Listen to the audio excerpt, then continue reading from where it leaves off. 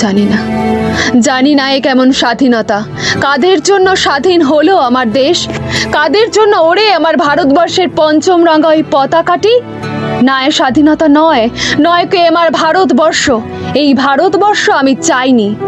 এদেশে জন্মায়নি বিবেকানন্দ, জন্মায়নি রবীন্দ্রনাথ নজরুল, জন্মায়নি আমার নেতাজি। তবে এই কোন দেশ, যে দেশে স্বাধীনতার পরেও লাঞ্ছিত অপমানিত হতে হয় আমাদের দেবীকে? আবার কি তারা আসবেন? ফিরিয়ে দেবেন কি হারিয়ে যাওয়া স্বাধীনতা? তারা ফিরিয়ে দেবেন কি আমার দেবীর সম্মান? ওই ধর্ষকদের হাত থেকে রক্ষা পাবে কি হাজার হাজার বলিদানের শহীদদের জীবনের বিনিময়ে পাওয়া তিরঙ্গার ক্ষমতা? অপেক্ষায় রইলাম। জয় হিন্দ, বন্দে মাতরম।